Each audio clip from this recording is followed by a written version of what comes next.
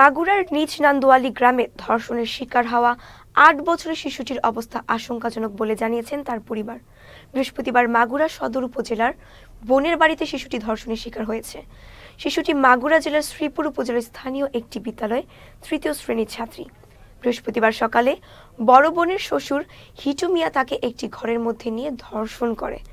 মারাত্মক অসুস্থ অবস্থায় মেয়েটিকে ঢাকা মেডিকেল কলেজ হাসপাতালে নেওয়া হয়। মাগুরার পুলিশ সুপার মিনা মাহমুদা জানান, এই ঘটনায় ভুক্তভোগী শিশুটির বোনের স্বামী সজীব শেখ এবং তার বাবা হিটু মিয়াকে আটক করা হয়েছে। তাদের বিরুদ্ধে আইনি ব্যবস্থা নেওয়া হবে। দিন রাত্রে 2টার পর থেকে এই কাহিনীটা ঘটে। তারা জানায় যে এটা জেনের আচর, কিন্তু এটা আসলে জেনের আচর না, এটা ধর্ষণ করা হয়েছে তাকে। ফ্যামিলির সবাই জানে, ছেলে থেকে শুরু করে তার বৌমা তার বাসায় ফোন দিতে চায়, তাকেও অনেক মারধর করা হয়। বছরের যে শিশু ধর্ষণ হয়েছে, যে ধর্ষক তাকে ইতোমধ্যে গ্রেপ্তার করা হয়েছে।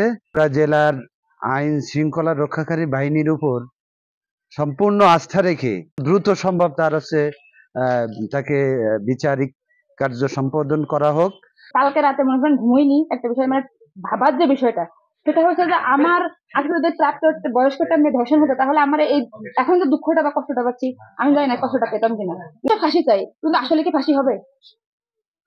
আসলে কি আজ পর্যন্ত বাংলাদেশে কোনো ধর্ষকের ফাঁসি হয়েছে?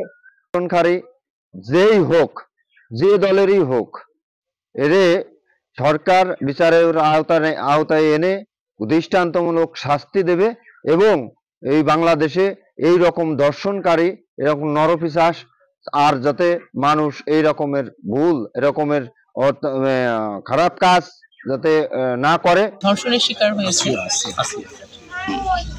ওর, আজকে আমরা এখানে ওর বাসায় আসলাম, যেখানে ওর বোনের বাসায়, যেখানে ও ছিল। তো এখন পর্যন্ত এই ঘটনায় আমরা ওর বোনের শ্বশুরকে আটক করেছি। আমাদের তদন্ত চলছে, এ বিষয়ে আমরা আরও কাউকে হয়তো গ্রেপ্তার করব। তো এক্ষেত্রে যেহেতু তদন্ত চলছে, এখন আমরা নিশ্চিত করে কাউকে বলতে পারছি না। তো আমরা জিজ্ঞাসাবাদের মধ্যে রেখেছি, আমরা হয়তো আরও কাউকে অ্যারেস্ট করবো।